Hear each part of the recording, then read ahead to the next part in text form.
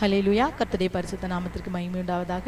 இன்றைக்கும் ஏசப்பா நம்ம ஒருவருக்கும் கொடுக்கிறதான வார்த்தை சங்கீதங்களின் புஸ்தகம் 48வது அதிகாரம் 14வது வசனம்.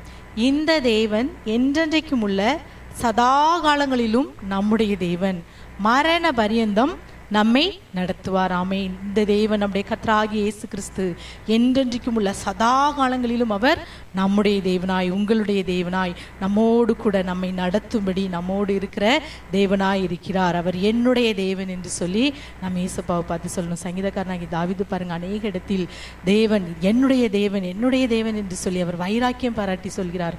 அதே போல நாமும் கர்த்தராகிய இயேசு கிறிஸ்துவை பார்த்து, இயேசப்பா நீர் என்னுடைய தேவன் என்று சொல்லும்போது அவரும் கூட நீ என்னுடைய பிள்ளை என்று சொல்லி என் நம்மீது வைராக்கியம் பாராட்டுகிறவராய் இருக்கிறார். அவர் மரண பரியந்தம் உங்களை நடத்த அவர் போதுமானவர், அவர் வல்லவர். ஆகவே அந்த தேவனாகிய கர்த்தர் சதா காலங்களிலும் அவர் உங்களோடு கூட இருக்கிறார். ஆமேன். உங்களோடு கூட தான், உங்கள் அருகாமையில் உங்களுக்காகவே இருக்கிறார். ஆகவே எதை குறித்தும் நீங்கள் கவலைப்படாதீங்க. மத்தேயு 1வது அதிகாரம் 23வது வசனத்தை நாம் வாசிப்போம் என்றால், இதோ ஒரு கன்னிகை கர்ப்பவதியாகி ஒரு குமாரனை பெறுவாள், அவருக்கு இம்மானுவேல் என்று பெயரிடுவார்கள் என்று சொன்னான். இம்மானுவேல் என்பதற்கு தேவன் நம்மோடு இருக்கிறார் என்று அர்த்தமாம். ஆமேன். இம்மானுவேல் என்பதற்கு தேவன் நம்மோடு இருக்கிறார் என்று அர்த்தம். நம்முடைய கர்த்தராகிய இயேசு கிறிஸ்து நம்மோடு கூட ஒரு குடும்பமாய் மனிதர்களோடு கூட இருக்கும்படியாக மிகவும் விரும்புகிற தேவனாய் இருக்கிறார். ஆகவே தான் ஆதாம் ஏவாளை படைத்து அவர்களோடு கூட இருக்கும்படி அந்த தோட்டத்தில் உலாவி வந்தார். ஆனால் அந்த ஜனங்கள் என்ன செய்தாங்க? மனிதர்கள் பாவம் செய்ததினால் தெய்வ மகிமையற்றவர்களாய் தேவனை விட்டு தூரம் போனாங்க. கர்த்தர் சொல்றார் பாருங்க, இந்த ஜனத்தை எனக்கென்று ஏற்படுத்தினேன், இவர்கள் என் துதியை சொல்லி வருவார்கள் என்று. எனக்கென்று, அவருக்காகவே நாம் படைக்கப்பட்ட ஜனங்கள். அவரும் நம்மோடு கூட இருக்கும்படி நம்மோடு இருக்கிற தேவனாய், இம்மானுவேல் என்பதற்கு தேவன் நம்மோடு இருக்கிறார் என்று அர்த்தமாம். நம்மோடு இருக்கும்படியாகவே அவர் மிகவும் விரும்புகிற தேவனாய் இருக்கிறார். ஆனாலும் மனிதர்கள் பாவம் செய்ததினால் தேவ மகிமை இழந்தார்கள், தேவனை விட்டு தூரம் போனார்கள். ஆனாலும் விழுந்து போன தேவ தூதர்களுக்கு உதவியாக ஏசப்பா கை கொடாமல் ஆபிரகாமின் பிள்ளைகளாகிய நமக்கு உதவியாய் கை கொடுத்து, பிள்ளைகள் மாம்சத்தையும் இரத்தத்தையும் உடையவர்களாய் இருப்பது போல அவரும் இந்த நாளில் மாம்சத்தையும் இரத்தத்தையும் உடையவராய் நமக்காக வானாதி வானங்கள் கொள்ளாத தேவன் அந்த மகிமை எல்லாம் விட்டு நம்மோடு கூட உங்களோடு வாசம் பண்ணும்படி, உங்களை நடத்தும்படி இந்த பூ உலகத்தில் மனிதனாய் மாம்சத்தையும் இரத்தத்தையும் உடையவராய் நம்மை போல அவரும் இந்த உலகத்தில் பிறந்தார். ஆகவே அந்த அன்பு தெய்வம் நம்மோடு கூட இன்றும் பரிசுத்த ஆவியானவராய் உங்களோடு கூட இருக்கிறார்.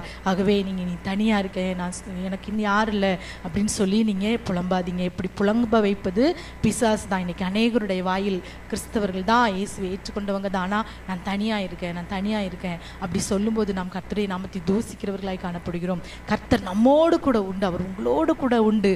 அவர் இந்த தேவன் என்றென்றைக்கும் உள்ள சதா காலங்களிலும் நம்முடைய தேவன். மரண பரியந்தம் அவர் உங்களை நடத்துவார். மரண பரியந்தம் அவர் நம்மை நடத்துகிற தேவனாய் இருக்கிறார். ஆகவே இப்ப இருக்கிற சூழ்நிலையை பார்க்காதீங்க, தனிமையா இருக்கு என்று சொல்லி நீங்க புலம்பாதீங்க. அப்படி புலம்ப வைப்பது பிசாசு. அந்த வார்த்தையை பிசாசு பிடித்துக் கொள்வான். இன்றைக்கு அநேக ஜனங்கள் தனியா இருக்கேன் கஷ்டம் அப்படின்னு சொல்லி யார்ட்டையாவது புலம்புறாங்க.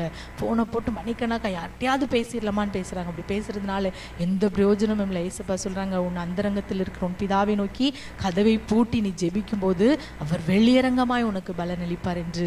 ஆகவே இந்த நாளில் அந்தரங்க பிரச்சனைகள் எதுவாக இருந்தாலும் மனுஷங்கிட்ட போய் சொல்லாதீங்க. அந்தரங்கத்தில் பார்க்கிற பிதாவை நோக்கி சொல்லுங்க. அவர் உங்களுடைய எல்லா அந்தரங்க காரியங்கள், எல்லா விதமான மறைவான காரியங்கள், நீங்கள் மறைமுகமாக ஏதோ ஒரு கஷ்டத்தில் இருக்கீங்களா, எல்லாவற்றிலும் இருந்து அவர் உங்களை நடத்துவார். மரண பரியந்தம் அவர் உங்களை நடத்துவார். அவர் நடத்த போதுமானவராகவே. இப்ப இருக்கிற சூழ்நிலை பார்க்காதபடி இயேசு கிறிஸ்து பரிசுத்த ஆவியானவராய் என்னோடு கூட இருக்கிறார் என்று சொல்லி அவர் மரண பரியந்தம் என்னை நடத்த வல்லவர் என்று சொல்லி நீங்க அறிக்கை இடுங்க. நீங்க அறிக்கை இடும்போது கர்த்தர் மரண பரியந்தம் உங்களை நடத்துவார். பிசாசு வெட்கப்பட்டு ஓடி போவான். அவர் உங்களை கைவிடாதவர், அவர் உங்களோட நிலைமை நன்றாய் அறிந்தவர், அவர் உங்கள் அருகாமையில் உங்களோடு இருக்கிறார். ஆகவே இந்த நாளில் இந்த வார்த்தை புரிந்தவர்களாய் நாம் ஜெபிக்கலாமா? இயேசப்பா, நாங்கள் உண்மை நன்றியோடு ஸ்தோத்திரிக்கிறோம் தகப்பனே. இந்த நல்ல வார்த்தைக்காக ஸ்தோத்திரம். இந்த தேவன் என்றென்றைக்கும் உள்ள சதா காலங்களிலும் நம்முடைய தேவன் மரண பரியந்தம் நீர் நம்மை நடத்துவார் என்ற வார்த்தையின்படி நீர் மரண பரியந்தம் என்னோடு கூட இருந்து நீர் நடத்த போகிறதற்காக ஸ்தோத்திரம் அப்பா. நீர் மரண பரியந்தம் பிள்ளைகளோடு கூட இருந்து கைவிடாதபடி நீர் நடத்த போகிற நம்முடைய மேலான கிருபைக்காக ஸ்தோத்திரம்ப்பா. நீர் இம்மானுவேலராய் தேவன் நம்மோடு இருக்கிறார் என்ற வார்த்தையின்படி நீர் இம்மானுவேலராய் எங்களோடு இருக்கும்படி இந்த உலகத்தில் வந்தீர் தகப்பனே. அப்பாவுமே நாங்கள் நன்றியோடு ஸ்தோத்தரிக்கிறோம் அப்பா. இந்த நல்ல நாளிலும் ஜெபிக்கிற ஒவ்வொரு பிள்ளைகளோடு கூட இருந்து நடத்துங்கப்பா.